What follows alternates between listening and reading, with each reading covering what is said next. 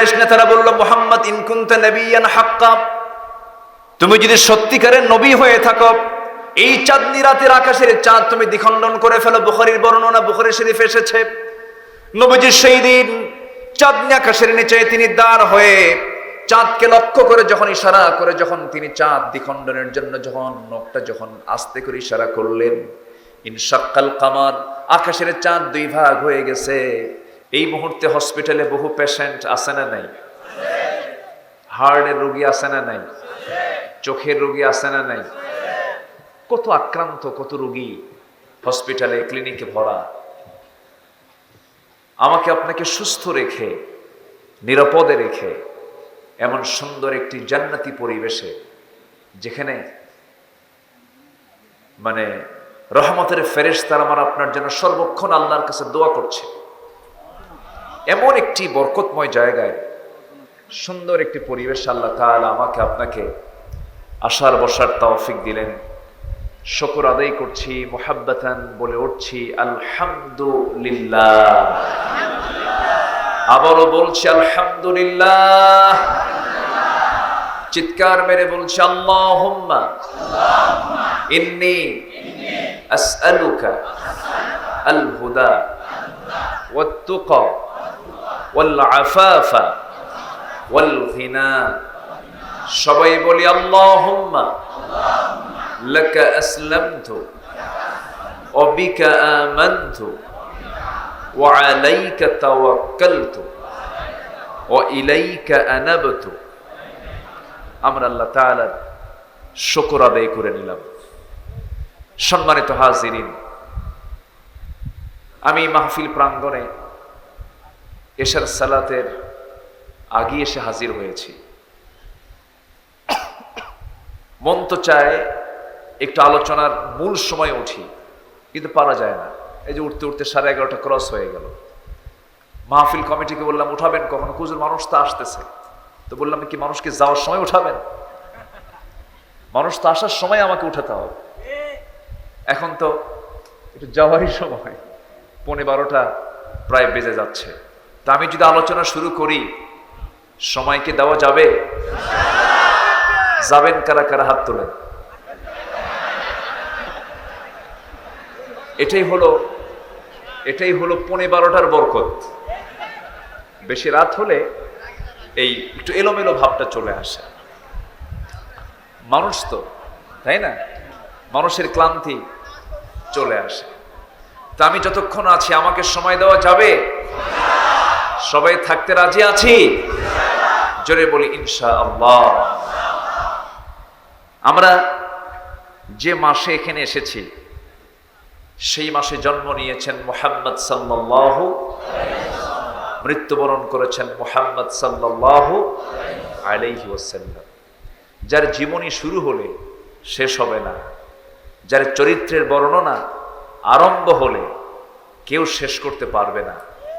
আল্লাহ তাআলা নিজে আজিম এবং নবীর শানও ব্যবহার করেছেন, ওয়া ইন্নাকা লাআলা খুলুকিন আযীম। কি মহান চরিত্র আল্লাহ তাআলা তাকে উপহার দিয়েছেন। তিনি হচ্ছেন আমার নবী, আপনার নবী, এই উম্মতের কান্ডারি, যাকে প্রত্যেকটা স্টেশনে দরকার, জীবনে দরকার, যৌবনে দরকার, ব্যবসায় দরকার, বাণিজ্যে দরকার, রাজনীতিতে দরকার, দলে দরকার, সব জায়গায় আমার নবীকে দরকার আছে না নাই? যারা রাসূলকে শুধু নামাজে দরকার মনে করেন, সমাজে দরকার মনে করেন না, তারা নবীজির প্রকৃত উম্মত হতে পারে না। নবীকে দরকার নামাজে এবং সমাজে, ঠিক কিনা? রাসূলকে আমরা ফলো করব শুধু নামাজে না সমাজেও? প্রত্যেকটি জায়গায় ফলো করতে হবে যে রাসূলকে, যে মানুষকে, যাকে কবরে দরকার, যাকে মিজানে দরকার, যাকে পুলসিরাতে দরকার, যাকে প্রত্যেকটা স্টেশনে দরকার, যিনি ছাড়া, যার মাধ্যম ছাড়া আল্লাহকেও পাওয়া যাবে না, তিনি হচ্ছেন মুহাম্মদ সাল্লাল্লাহু আলাইহি ওয়াসাল্লাম। সেই রাসূলের জন্মের মাসে, মৃত্যুর মাসে আমরা বসেছি। তার জীবন থেকে কিছু কথা বলা দরকার আছে না নাই? তার জীবন নিয়ে যদি কথা বলতে চাই, কোন কিতাব যথেষ্ট? বলুন, কোন কিতাব যথেষ্ট? কোরআন। রাসূল মারা গেলেন, ইন্তেকাল করার 7 দিন পর কোন এক ইহুদি এসে সাইয়েদনা বেলালকে বললেন, বেলালকে ডাক দিয়ে বললেন, ও বেলাল, তোমাদের নবী মুহাম্মদ সাল্লাল্লাহু আলাইহি সাল্লাম তার চরিত্রটা কেমন ছিল তাকে তো আমি দেখতে পাই নাই, তার কথা শুধু শুনেছি। সাইয়েদনা বেলাল বললেন, আমি আমার নবীজির জীবনী নিয়ে আমি তোমার সামনে এত বিশাল জীবনী আমি তোমার সামনে কেমন করে উপস্থাপন করব, কেমন করে বলবো, আমার পক্ষে বলা সম্ভব নয়। ইহুদি চলে গেল সাইয়েদনা আলীর কাছে। আলী বললেন, শোনো ইহুদি, তুমি আমাকে যে প্রশ্ন করলে, তার আগে আমার একটি প্রশ্ন হলো, এই যে মহাকাশ, এই মহাশূন্যের ভিতরে যত সৃষ্টিরাজি, যত তারকারাজি আছে, সেই তারকার একটা করে সংখ্যাগুলো গুনে গুনে আমাকে জানিয়ে দাও। সঙ্গে সঙ্গে ইহুদি বলছে, এটা একটা প্রশ্নের জবাব দেব কেমনে? আমি একজন ক্ষুদ্র মানুষ, এই মহাশূন্যে কত তারকারাজি আছে, এই তারকারাজির বিস্তারিত বিবরণ তো আমার পক্ষে দেওয়া সম্ভব নয়, ক্ষুদ্র মস্তিষ্কে দেওয়া সম্ভব নয়।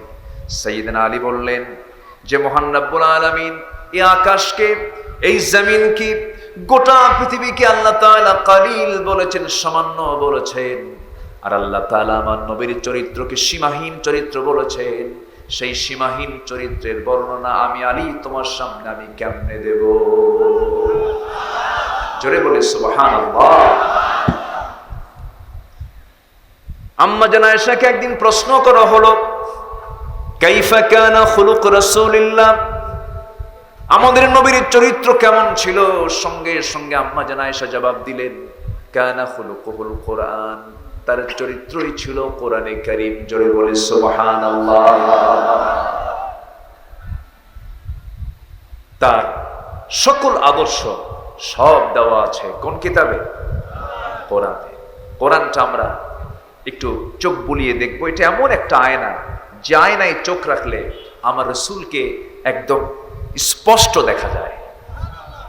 একটু জোরে বলি সুবহানাল্লাহ। কেউ কি রাসূলকে দেখতে চান? কেমনে দেখবেন? কোরআনে।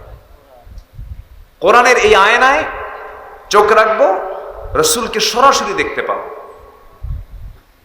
হয়তো বলবেন, হুজুর এখানে তো রাসূলের ছবি নাই।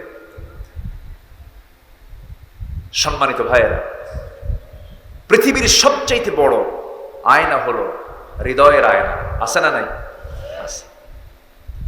হৃদয়ের আয়নায় যদি কাউকে আঁকানো যায়, পৃথিবীর কোন আয়না দিয়ে সেই হৃদয়ের আয়নাকে কখনো ম্লান করা যায় না। জোরে বলি সুবহানাল্লাহ।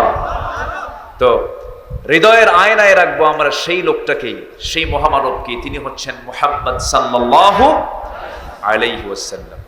রাসূলকে লক্ষ্য করে আল্লাহ তাআলা শুধু রাসূলকে নিয়ে কিছু সূরায় কথা বলেছেন। যেরকম সবচেয়ে ছোট্ট সূরা, আমি যে কথা বলছি আমার কথা কি সবাই শুনতে পাচ্ছেন? সবাই বুঝতে পাচ্ছেন তো? একটু কষ্ট হচ্ছে আপনাদের, একটু গরম লাগতেছে, কারণ বেশি লোকের চাপাচাপিতে মানুষের দেহের একটা গরম ছুটতে থাকে, একটু কষ্ট হচ্ছে। তবে এই কষ্ট সেই দিন আমাদের জন্য খুব উপকার হবে, যেদিন হাসর শুরু হয়ে যাবে, কিয়ামত শুরু হয়ে যাবে। সেই দিন এই ময়দানটা আমার আপনার জন্য বিশাল বড় সহায়ক হবে। বলি আল্লাহু আকবার। সহায়ক হবে না? হবে। আমরা কোরআনের মাহফিলে বসেছি, বলি আলহামদুলিল্লাহ। সম্মানিত ভাইয়েরা, সম্মানিত বন্ধুগণ, আমরা যে কিতাবটা নিয়ে বসেছি, এই কিতাব আল্লাহ তাআলা আমাকে আপনাকে দিয়েছেন। কিয়ামত পর্যন্ত বান্দার জন্য যা দরকার সব বলে দিয়েছেন। জোরে বলি সুবহানাল্লাহ। সব বলে দিয়েছেন, কোনো কিছু বাদ রাখেননি। আজ থেকে 13-14 বছর আগে, মেবি এটা কুড়িগ্রাম হবে, একটা মাহফিলে গিয়ে বললাম, কোরআনে এমন কিছু নাই যা বাদ আছে, সব কিছু আছে। এক বৃদ্ধ চাচা পাশে থেকে দাঁড়ায় বলে, হুজুর এর মধ্যে কি আলু আছে? আলু, পটেটো। বললাম, চাচা আপনার কি সন্দেহ লাগে? কেন, ওর মধ্যে তো আলু থাকার কথা না। বললাম, আলু কেন? এই আলু রান্না করার জন্য যে মশলা, ও আদাসিহা ও বসালিহা ও ফুমিহা, আদা রসুন পেঁয়াজও আছে। জোরে বলে সুবহানাল্লাহ। হয়তো চাচা কিছুক্ষণ পর বলবো আলু যেহেতু আছে তাহলে আর কি কি আছে, আমি সব সহ মশলাপাতি সব দিয়ে দিলাম। সম্মানিত ভাইয়েরা, আল্লাহ তাআলা সব কিছুর মধ্যে বলে দিয়েছেন হিসাব হবে, বিচার হবে। বিচার করবেন কে? আসতে বলবেন না, বিচার করবেন কে? কারো পাসপোর্ট দিয়ে অন্য কেউ কি অন্য দেশে যেতে পারবে? নিজের পাসপোর্ট নিজে নিতে হবে। আচ্ছা, আপনার কি ক্ষমতা আছে যে অন্যের জমি আপনার নিজের হাতের টিপ দিয়া দলিল করে নিতে পারবেন? পারবেন। যার জমি তার ফিঙ্গারপ্রিন্ট। এই দুনিয়ার এই ক্ষণিক জিন্দেগিতে যদি আমরা স্পষ্ট করি, একটু খেয়াল করি, স্পষ্ট করে দেখি যে একটা সৃষ্টি আল্লাহ তাআলা করলেন আমাকে এত সুন্দর সূক্ষ্ম করে যে নখের অগ্রভাগ, নখের সামান্য 1 ইঞ্চি জায়গাও পৃথিবীর কোন নখের সঙ্গে কোন নখের মিল নাই। একটু জোরে বলি সুবহানাল্লাহ। যদি মিল থাকতো কার জমি কে নিত? হিসাব থাকতো? থাকতো না। আমি এই তো কয়েকদিন আগেই 4-5টা দেশ সফর করে আসলাম। শ্রীলঙ্কা দিয়ে ঢুকলাম, ভাবলাম দেখি শ্রীলঙ্কা কি দুর্নীতি হয়েছে। শ্রীলঙ্কার মন্ত্রীদের পিটালো না কয়েকদিন আগে, পায়জামা খুলে নিল। সে মনে আছে নাকি আপনাদের? তো ভাবলাম যে পায়জামা খুললো কেন, একটু যাইতো। শ্রীলঙ্কা ভিজিট করলাম। শ্রীলঙ্কা ভিজিট করার পর সেখান থেকে মালয়েশিয়া ঢুকলাম, মালদ্বীপে গেলাম, মালদ্বীপ থেকে মালয়েশিয়া গেলাম, মালয়েশিয়া থেকে আবার কাতার গেলাম। তারা এত উন্নত, কাতারের ইমিগ্রেশন যখন ক্রস করে, যখন ভিতরে ঢুকে, যখন বাইরে বের হব, কোনো ব্যক্তির প্রয়োজন হয় না, শুধু আমার ফিঙ্গারপ্রিন্ট আর আই প্রিন্টটাই যথেষ্ট। চোখেরও প্রিন্ট আছে, আপনার চোখের সাথে পৃথিবীর কোনো চোখের মিল নাই। সুবহানাল্লাহ বলেন। আপনার চামড়ার সাথে পৃথিবীর কোনো ব্যক্তির চামড়ার কোনো মিল নেই। আপনার স্কিন আলাদা, আপনার নখের প্রিন্ট আলাদা, আই প্রিন্ট আলাদা, তারপরে কি বলে ফিঙ্গার প্রিন্ট আলাদা, জিহবার প্রিন্ট আলাদা, কণ্ঠ আলাদা। সবকিছু আল্লাহ তাআলা পৃথক পৃথক করে বানিয়ে দিয়েছেন। বান্দা, পৃথিবীর এই শাসন কার্য, পৃথিবীর এই ক্ষণিক দুনিয়াতেও একজনের পাসপোর্ট আরেকজন ব্যবহার করতে পারে না, একজন আরেকজনকে দিয়ে চলতে পারে না, তাকে নিজেই চলতে হয়, নিজের পাসপোর্ট নিজে ইউজ করতে হয়।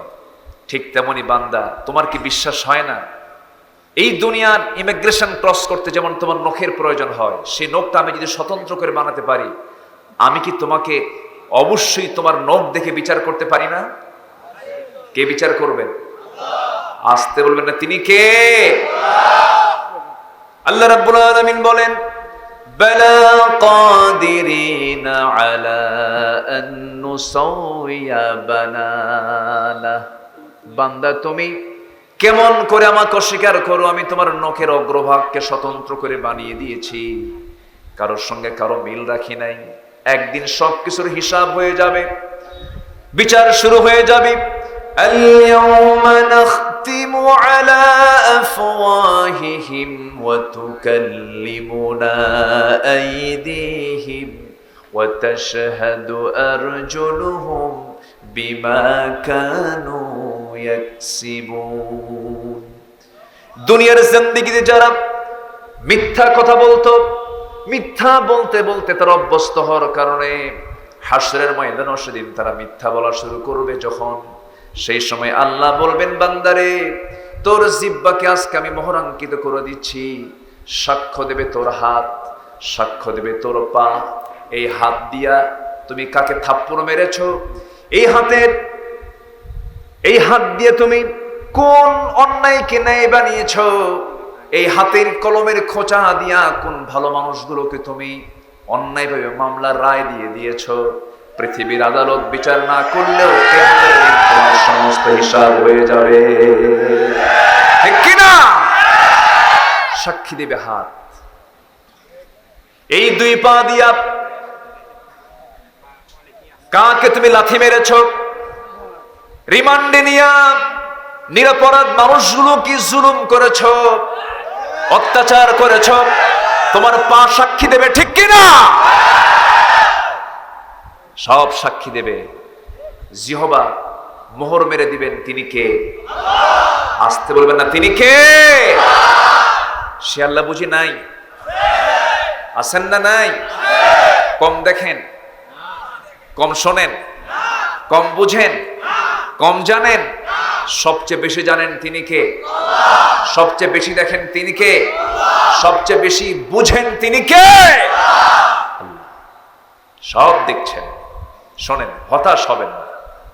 মুসা আলাইহিস সালাতু ওয়াস সালামকে ফেরাউনের বাহিনী চতুর্দিক থেকে ঘেরাও করে ফেলেছে। সামনে দরিয়া। এখন সামনে দরিয়া মানে কি? চতুর্দিকে ফেরাউনের লোক, সামনে দরিয়া। মুসা আলাইহিস সালাতু ওয়াস সালাম ঠিক এই কঠিন সময়ে তিনি কি 1 মিনিট আগেও জানতেন যে আল্লাহ তাআলা তার জন্য এই দরিয়ার মাঝখান চিরে একটা রাস্তা বানায় দিবেন? আজ থেকে তিনি কি জানতেন? জানবেন কেমনে? তিনি তো মানুষ। মানুষ কি ভবিষ্যৎ জানে? আসতে বলে, আরো জোরে বলেন। কোন নবী, কোন রাসূল কি ভবিষ্যৎ জানতেন? আমার দেশের কিছু বাবার দরবারের আবার ভবিষ্যৎ জানে, আছে না? আবার কিছু গণক থাকে, গণক কি যেন পাখি নিয়ে থাকে, বসে, টিয়া পাখি। হ্যাঁ, টিয়া পাখি নিয়ে বসে থাকে, ভাগ্য গুনে দেখে তোমার জীবনে তো 7টা বউ আছে, বেশি না, মাত্র 7টা। হ্যাঁ, এরকম করে বুঝায় দেয়। দেখ, গণক যাওয়ার কথা 10টায়, তার অফিসে গেছে 12টায়। মক্কেল বলে, স্যার আপনার অপেক্ষায় 2 ঘন্টা ধরে বসে আছে। ভাই বলো না, বাড়িতে এক বেকায়দা হয়েছিল, রাস্তায় আবার অ্যাক্সিডেন্ট করছিলাম। এখন মক্কেল বলে, আপনি অ্যাক্সিডেন্ট করবেন, আপনি জানেন না? কি কথা কি বুঝতেছেন? তো বিষয়টা হলো, ভবিষ্যৎ কেউ জানে না, ভবিষ্যৎ জানেন তিনি কে? আল্লাহ তাআলা। ভবিষ্যতের মালিক কেউ না। মুসা আলাইহিস সালাতু ওয়াস সালাম 1 মিনিট আগেও জানতেন না। তিনি হয়তোবা জানতেছেন, অনেক পয়গম্বরকে আল্লাহ তাআলা শহীদ হিসেবে কবুল করে নিয়েছেন। ইয়াহইয়া আলাইহিস সালাতু ওয়াস সালামকে জবহ করে নবীর মাথা রানীর সামনে উপহার দেওয়া হয়েছে। জাকারিয়া আলাইহিস সালাতু ওয়াস সালামকে করাত দিয়ে চিরে 2 টুকরো করে শহীদ করে দেওয়া হয়েছে। মুসা আলাইহিস সালাতু ওয়াস সালাম সামনের দিকে দরিয়া দেখে আল্লাহকে লক্ষ্য করে বলছেন, আল্লাহ আমার তো কোনো পথ নাই, সামনে দরিয়া, চতুর্দিকে ফেরাউন বাহিনী আমাকে পাকড়াও করে ফেলেছে। আল্লাহ বলছেন, মুসা আমি তোমার জন্য একটা রাস্তা নয়, 2টা রাস্তা নয়, আমি তোমার জন্য, তোমার কওমদের জন্য 12টা রাস্তা আমি তোমার জন্য ওপেন করে দিলাম। কয়টা রাস্তা? 12 রাস্তা। জি, কষ্ট হচ্ছে আপনাদের? অসুবিধা? ক্যামেরাগুলো তো থাকা দরকার। এই ক্যামেরা না থাকলে, এই থামেন, ও তো আপনার সমস্যা। শুধু বলি, ক্যামেরাগুলোর দরকার আছে না? আপনি শুনছেন এখানে হাজার হাজার, আর ক্যামেরা শোনায় দেবে কোটি কোটি। তাহলে একটু আপনার অসুবিধা হোক না, একটু বেশি লোকের কাছে আলোচনাগুলো যাক। কি মনে করেন আপনারা? সবই তো ঠিক, এরপরও ঠিক না। আচ্ছা, একটু আমার দিকে তাকা। তাহলে মুসা আলাইহিস সালাতু ওয়াস সালাম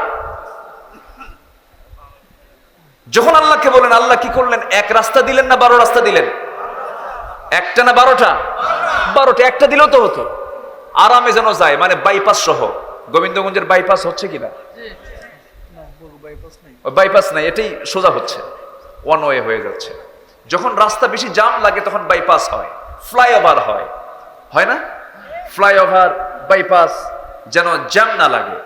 আল্লাহ বলেন, মুসা শুধু 1 রাস্তা না তো, আমি তোমার জন্য এবং তোমার কওমের জন্য বাইপাস সহ 12 রাস্তা দিয়ে দিলাম, যাও।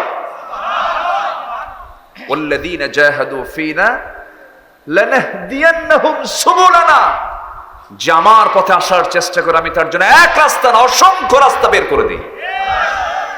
সে আল্লাহ বুঝি নাই? আসতে বলবেন না, আছে না নাই? আমাদের জাতির পিতাকে জোরে কোন, আরো জোরে, আরো জোরে। এটা কার কথা? মিল্লাত আবিকুম ইব্রাহিম। আমরা কোরবানি করি, এটা কার স্মৃতি? হজে যাই, সাফা মারওয়া সাই করি, এটা কোন পরিবারের স্মৃতি? বলেন বলেন, কোন পরিবারের?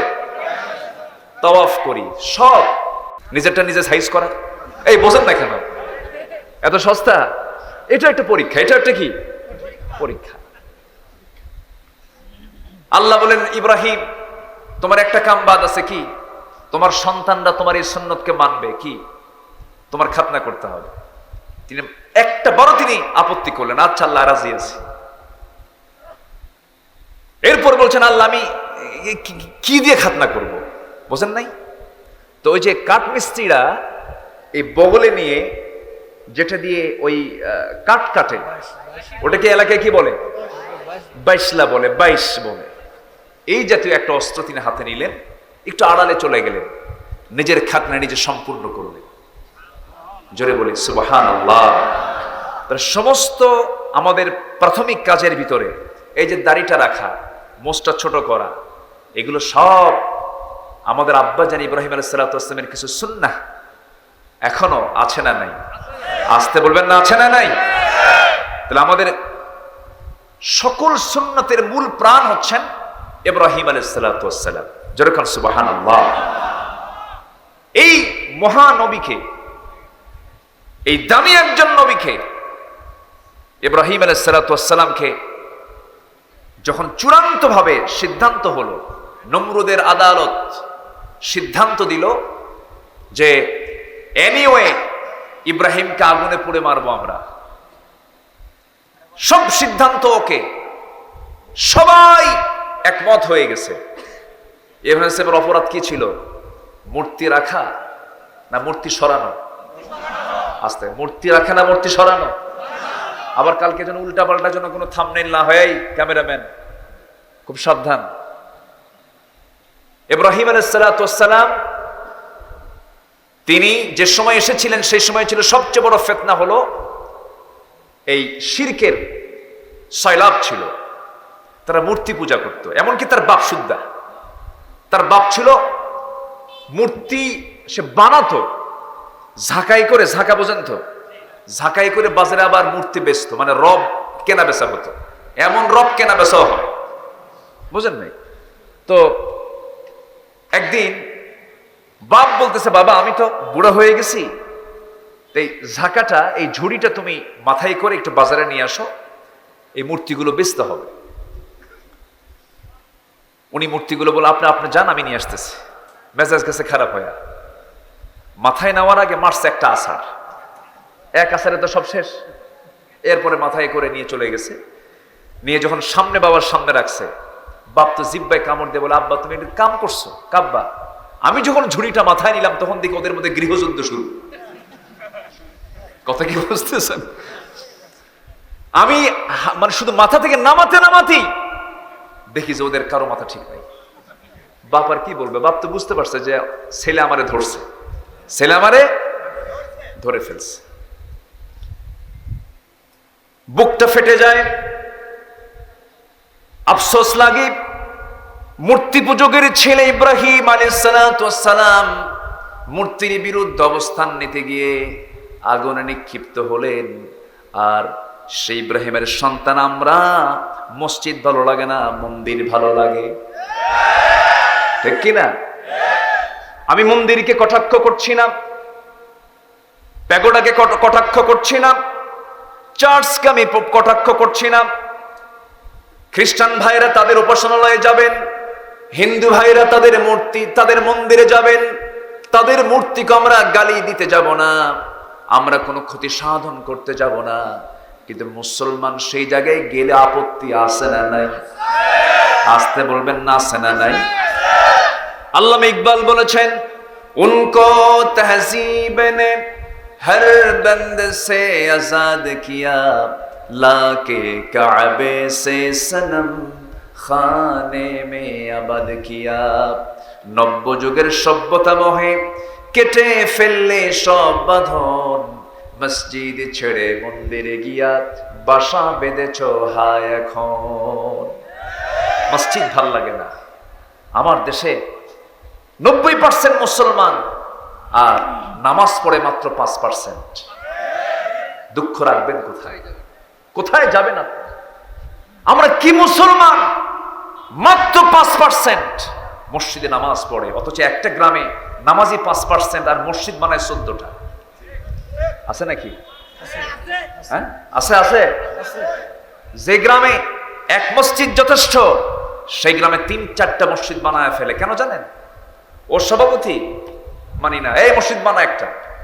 আছে নাকি? গাইবান্ধায় মনে হয় নাই এগুলো। আছে এগুলো? আছে। বলবো বলবো কথা বলবো।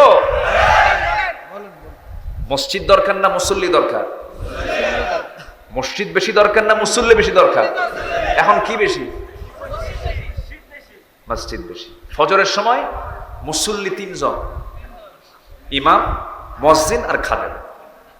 ইমাম, মুয়াজ্জিন আর কি? খাদেম। এই হলো মসজিদের মুসল্লি। বুকটা ফেটে যায়।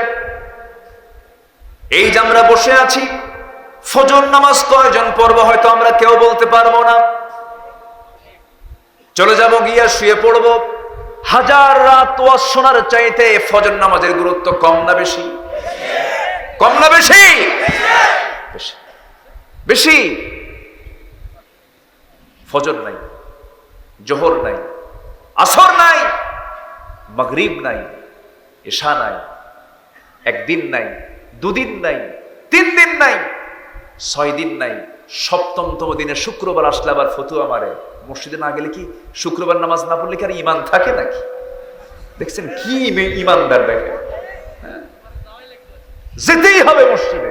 ফজর নামাজ না পড়া জুমার নামাজ পড়তে গেছে, মানে মাথায় টুপি ঠিকই রাখছে কিন্তু লুঙ্গি নেই। কি নাই? আগে লুঙ্গি দরকার না টুপি দরকার? কি দরকার? আগে আগে জুমার নামাজ দরকার না 5 ওয়াক্ত দরকার? আগে 5 ওয়াক্ত দরকার। জুমার নামাজ না গেলে কেমন হয়? সভাপতি বানাইছে 7 দিন মদ খাইয়া খাইয়া শীত হয়ে পড়ে থাকে, শুক্রবারে জুমার নামাজ পড়তে যায়। এখন তো দখল করতে করতে মসজিদ কমিটিও দখল। আমি কি ভুল বলতেছি নাকি? মসজিদ কমিটিও দখল। সভাপতি সুদখোর, সেক্রেটারি মদখোর, ঠিক কিনা? ক্যাশিয়ার ঘুষখোর। জোট সব কি? জোট। সভাপতি সুদখোর, সেক্রেটারি মদখোর, ক্যাশিয়ার ঘুষখোর। খতিব এখন খুতবা দেবে কেমনে? খতিব একদিন ওয়াজ করতে করতে হঠাৎ করে একটা আয়াত বলে ফেলছে, লা তাকুলুর রিবা আযআফান মুদাআফা, চক্রাকারে সুদ খাইও না। হঠাৎ এই আয়াত বলতে বলতেই সুদখোরের দিকে গেছে খতিবের নজর। নামাজের পর এখন সভাপতি বলে, হুজুর ওয়াজ করেন করেন, আপনি আমার দিকে তাকালেন কেন? কি কথা কি বুঝতেছেন?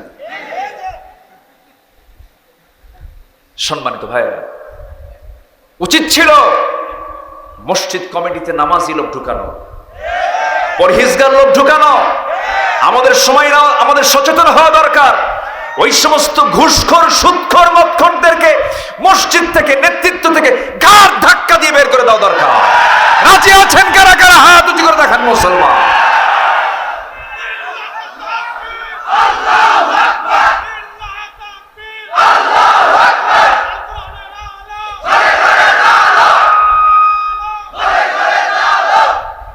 আল্লাহ কবুল করুন, জোরে বলে আমিন। প্রতিবাদী হওয়ার দরকার আছে না নাই? মসজিদ কার ঘর? কার ঘর? মসজিদে নামাজ পড়ার প্রথম আওয়াজ হচ্ছে আল্লাহু আকবার। কি বলেন? আল্লাহু আকবার। সেখানে সুদখোরের স্থান হতে পারে, মদখোরের স্থান হতে পারে। সে নামাজি হবে, সমস্যা নেই, কিন্তু নেতৃত্বে আসতে পারবে না। নেতৃত্বে আসতে পারবে না। সমাজ যে যা চালাক চালাক নাকি? দেখছেন তাও কয় ঠিক, সবই ঠিক। আলোচনা চালাবো? কোন আপত্তি? কোন অসুবিধা? এই মাঝখান থেকে উঠে কে? এই জাব্বা, বসেন বসেন বসেন বসেন। এই আমি বলতেছি তো, আপনি ধমক দিয়েন না। আপনি ধমক দিলে তো সে পেশাব করে ফেলবে। সবাই বসেন। মেহেরবানি করে আমাকে একটু সময় দেন, একটু প্রাণ খুলে একটু কথা বলার চেষ্টা করি। ভয় পাবেন না, ভয় পাওয়ার কিছু নাই, আমাদের হেরে যাওয়ার কিছু নাই। আমাদের হেরে যাওয়ার কিছু আছে নাকি? আমরা মরে যাব, তো মরার চিন্তা আছে। মরার চিন্তা যার আছে তার হেরে যাওয়ার কিছু নাই, ঠিক কিনা বলেন? আমাদের ভয়ের কোনো কারণ নেই। আমরা সবাই মরে যাব, আসছি, যে কোনো মুহূর্তে আমরা দুনিয়া থেকে বিদায় নেব। তবে আমলটা নিতে চাই আমরা বাম হাতে না ডান হাতে? বাম হাতে না ডান হাতে? ডান হাতে। ডান হাতে আমল নিয়ে দুনিয়া থেকে বিদায় যদি হতে চাই, ডানপন্থী হতে হবে, কোরআনের দল করে যেতে হবে, নবীর দল করে যেতে হবে, আল্লাহর দল করে যেতে হবে। আল্লাহ তাআলা বলছেন, ওয়া মাইয়াতাওয়াল্লাল্লাহা ওয়া রাসূলুহু ওয়াল্লাযীনা আমানু ফাইন্না হিজবাল্লাহি হুমুল গালিবুন। যারা আল্লাহকে বন্ধু বানায়, রাসূলকে বন্ধু বানায়, ইমানদারকে বন্ধু বানায়, জেনে রেখে দিও সেটাই হচ্ছে আল্লাহর দল। আল্লাহর দল কখনো পরাজিত হতে পারে না। আল্লাহর দল বিজয়ী হবে কার কথা? আসতে বলবেন না, কার কথা? তো বিজয়টা হওয়ার জন্য নবীর পন্থা অবলম্বন করতে হবে। রাসূল দিন কায়েমের জন্য কত মেহনত করেছেন, কত পরিশ্রম করেছেন। কোরআনের দর্শ শুনতে গেলে কিছু আদবের প্রয়োজন। কোরআনের মাহফিলে বসেছি, মনে হলো বসলাম, ইচ্ছে হলো না উঠে গেলাম, এমনটা নয়। সবার কাছে আমি করজোরে মিনতি জানাই, ক্লাসে বসেছেন, এই ক্লাসটা হলো কোরআনের ক্লাস। কিসের ক্লাস বলেন? এর চেয়ে বড় ক্লাস পৃথিবীতে আর আছে নাকি? কোরআনের ক্লাসে যেহেতু বসেছি আমরা ভাগ্যবান। আমরা একটু মনোযোগ দিয়ে শুনি, একটু কান লাগিয়ে শুনি। আমার নবীজি এই দুনিয়াতে কি মিশন নিয়ে এসেছেন, কি দায়িত্ব নিয়ে এসেছেন, তার দায়িত্বটা কি ছিল? মহান রব্বুল আলামিন সুন্দর করে বলছেন, হুয়াল্লাযী আরসালা রাসূলাহু বিল হুদা ওয়া দীনিল হাক্কি লিইয়ুযহিরাহু আলাদ-দীনি কুল্লিহি ওয়া কাফা বিল্লাহি শাহীদা। জোরে বলুন আল্লাহু আকবার। তিনি এই দুনিয়াতে এসেছেন, আল্লাহ তাআলা তাকে এই জন্য পাঠিয়েছেন। এই দুনিয়ার যত দল আছে, যত তন্ত্র মন্ত্র আছে, সমস্ত তন্ত্র মন্ত্রের উপরে আল্লাহর দ্বীনকে বিজয়ী করার জন্য আল্লাহ তাআলা তার রাসূলকে পাঠিয়েছেন। আমার ভাইয়েরা, এই দ্বীনের ব্যাপারে নবীজি যে দ্বীনি দায়িত্ব পালন করেছেন, মোটামুটি 9টা পয়েন্ট আমি কথা বলতে চাই। 9টা পয়েন্ট একটা একটা করে আমরা শুনবো। জোরে বলি ইনশাআল্লাহ। সূরাতুল কালাম থেকে আমি তেলাওয়াত দিয়ে শুরু করেছি। আল্লাহ রাব্বুল আলামিন রাসূলকে সান্ত্বনা দিচ্ছেন। মক্কার মাটিতে এই সূরাটা নাজিল হলো। রাসূলকে নিয়ে কুরাইশদের ওই শিবিরে, কুরাইশদের সেই বৈঠকের ভিতরে সর্বক্ষণ একটাই জিকির চলছে, মুহাম্মদ পাগল হয়ে গেছে, মুহাম্মদ লেস কাটা, মুহাম্মদ একজন কবি, মুহাম্মদ একজন গণক। রাসূলকে নিয়ে বহু গালিগালাজ তারা শুরু করে দিয়েছে। সেই সময় আল্লাহ তাআলা বলছেন, হে রাসূল, ওই সমস্ত কুরাইশদের, ওই সমস্ত বাতিলদের বক্তব্য আপনি কখনো মন খারাপ করবেন না। আমি আপনাকে যে সম্মানটা দিয়েছি হুজুর, আপনি জেনে নেন। নুন ওয়াল কলামি ওয়া মা ইয়াসতুরুন মা আনতা বিনি'মাতি রাব্বিকা বিমাজনুন ওয়া ইন্না লাকা লাআজরান গায়রা মামনুন ওয়া ইন্নাকা লাআলা খুলুকিন আযীম। জোরে বলুন আল্লাহু আকবার। হে রাসূল, আপনাকে যে যা বলে বলুক, মনক্ষুণ্ণতার কোনো প্রয়োজন নাই। আমি আপনাকে যে সম্মান দিয়েছি, আমি আপনাকে যে মর্যাদা দিয়েছি, আপনি কখনো পাগল নন। আপনি হলেন সুমহান চরিত্রের অধিকারী। আল্লাহ তাআলা তার রাসূলকে এত সম্মান দিয়েছেন যে এই পৃথিবীতে আল্লাহর পরে যার স্থান তিনি হচ্ছেন মুহাম্মদুর রাসূলুল্লাহ, মুহাম্মদুর রাসূলুল্লাহ সাল্লাল্লাহু আলাইহি সাল্লাম। আল্লাহ তাকে এত মর্যাদা দিয়েছেন, এত সম্মান দিয়েছেন। নবীর যখন জন্ম হলো, জন্মের পূর্বেই বাপ নাই, জন্মের পর 5 বছরে মা নাই। জন্মের পূর্বেই বাপ চলে গেছে, মার মন খারাপ। সন্তান পৃথিবীতে আসলো। আবু তালেব নবীজির আপন চাচা ছিলেন। এই আবু তালেব যদিও তিনি ঈমান আনেন নাই, যদিও তিনি কাফের, নবীজির কিছু মুজিজা তিনি পরিলক্ষণ করেছেন। তার সামনে কিছু মুজিজা প্রকাশ পেয়েছিল। রাসূল যখন জন্ম নেন, মাত্র 3 দিনের শিশু। কয় দিনের বলেন? 3 দিনের শিশু। আমার নবীজি যখন জন্মগ্রহণ করলেন 3 দিনের মাথায় আবু তালেব চলে গেছে তার ঘরে। শিশু মুহাম্মদের সামনে তিনি দাঁড়িয়ে আছেন রাত্রেবেলা, মা তার সামনে না, আমেনা তার সামনে নাই, ডুকরে ডুকরে কাঁদতেছে। কারণ শিশু জন্মগ্রহণ করার পর প্রত্যেক মার সবচেয়ে বড় আশা থাকে এই সন্তানটার বাবার কোলে আমি সন্তানটা উঠায় দেব, কিন্তু নবীজির কিসমতে তা জোটে নাই।